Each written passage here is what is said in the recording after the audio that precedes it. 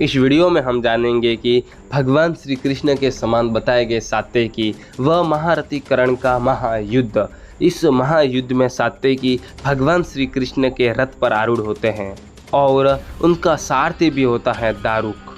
ये महाभयंकर युद्ध किस प्रकार होता है और कौन इसमें जीतता है और कौन हारता है, ये सब जानने के लिए आप हमारे वीडियो के अंत तक बने रहिएगा। तो फिर चलिए शुरू करते हैं वीडियो। महारथी कर्ण को कुपित देखकर सात्यकी बाणों की बड़ी भारी वर्षा करते हुए उसका सामना करने लगे, मानो एक हाथी दूसरे हाथी से लड़ रहा हो।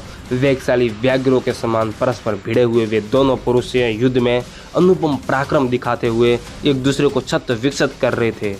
शत्रुओं का दमन करने वाले महाराज तत्पश्चात शून्यपौत्र सात्यकी ने संपूर्णतः लोहमय बाणों द्वारा कर्ण को उसके सारे अंगों में बारंबार चोट पहुंचाई और एक भल्ल द्वारा उसके सारथी को रथ की बैठक से नीचे गिरा दिया।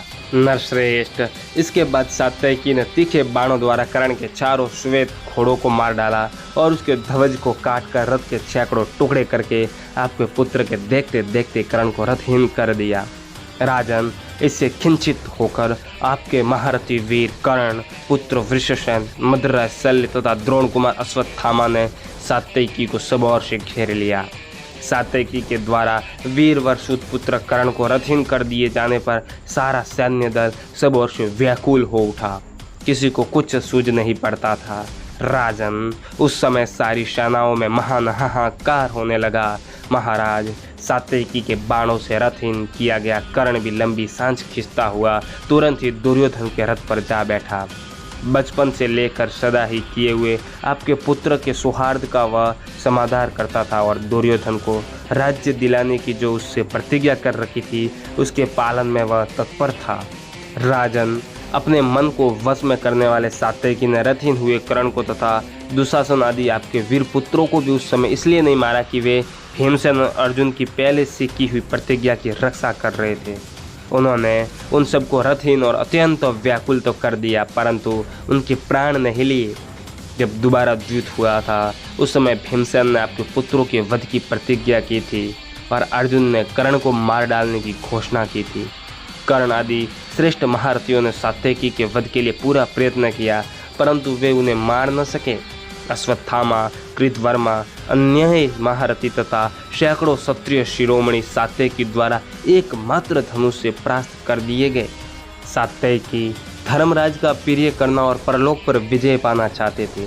शत्रुओं के संताप देने वाले सात्यकी श्री कृष्ण और अर्जुन के समान पराक्रमी थे। उन्होंने आपकी सारी सेनाओं को हंसते हुए से जीत लिया था। नरव्याघ्र, संसार में श्री कृष्ण, कुंती कुमार अर्जुन और शनिपुत्र सात्यकी, ये तीन ही वास्तव में धनुर्धर हैं। इनके समान चौथा कोई नहीं है। धृतराष्ट्र ने पूछा, संजय, सात्यकी युद्ध में भगवान श्री कृष्ण के समान है। उन्होंने श्री कृष्ण के ही अजय रथ पर आरूढ़ होकर कर्ण को रथहीन कर दिया है। उस समय उनके साथ दारुक जैसा सारथी था और उन्हें अपने बाहुबल का अभिमान तो था ही, परंतु शत्रुओं को संताप देने वाले सात्यकी का क्या किसी दूसरे रथ पर भी आरूढ़ हुए थे? मैं ये सुनना चाहता हूँ। तुम कथा कहने में बड़े कुशल हो। मैं तो सात्यकी को किसी के लिए भी असहाय मानता हूँ। अतः संजय, तुम मुझसे सारी बातें स्पष्ट रूप से बताओ। संजय ने कहा, राजन, सारा वृत्तांत यथार्थ रूप से सुनिए। दारुक का एक छोटा भाई था जो बड़ा बुद्धिमान था। वह तुरंत ही रथ सजाने की विधि से सुसज्जित किया गया हुआ एक दूसरा रथ ले आया। लोहे और सेना के पट्टों से उसके कुबर अच्छी तरह कसा हुआ था। उसमें सहस्त्रों तारे जड़े गए थे। उसकी ध्वजा पताकाओं में सिंह का चिन्ह बना हुआ था। उस रथ में सुवर्ण में आभूषणों से विभूषित वायु के समान वेगशाली संपूर्ण शब्दों को लांग जाने वाले सुदृढ़ तथा चंद्रमा के समान श्वेत वर्ण घोड़े जुते हुए थे। प्रजानाथ, उन घोड़ों को विचित्र स्वर्ण में कवचों से सुसज्जित किया गया था। वे सभी अच्छी श्रेणी के थे।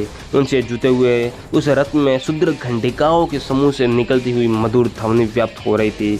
वहाँ रखे हुए शक्ति और तोमर शस्त्र विद्युत के समान प्रकाशित होते थे। उसमें बहुत से अस्त्र शस्त्र आदि युद्धोपयोगी आवश्यक सामान एवं द्रव्य यथास्थान रखे गए थे।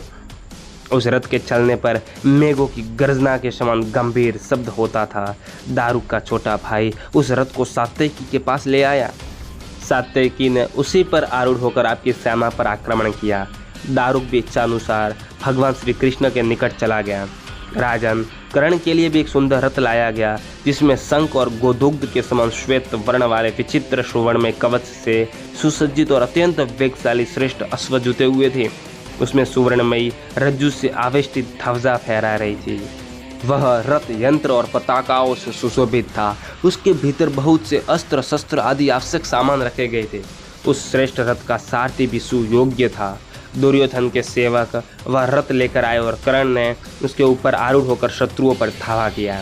राजन, आप मुझसे जो कुछ पूछ रहे थे वह सब मैंने आपको बता दिया। अब पुनः आपके ही अन्याय से होने वाले इस महान जनसंहार का वृत्तांत सुनिए। भीमसेन ने अब तक सदा विचित्र युद्ध करने वाले दुर्मुख आदि आपके 31 पुत्रों को मार गिराया है। भारत, इसी प्रकार सात्यकी और अर्जुन ने भी भीष्म और भगदत्त आदि सैकड़ों शूरवीरों का संहार कर डाला है। राजन, इस प्रकार आपकी कुमंत्रणा के फलस्वरूप यह विनाश कार्य संपन्न हुआ है।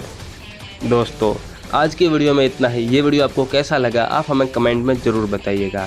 और अभी तक आपने हमारे वीडियो को लाइक नहीं किया तो लाइक करें, और अभी तक आपने हमारे चैनल को सब्सक्राइब नहीं किया तो सब्सक्राइब करें और पास में बेल आइकन को भी दबा दें।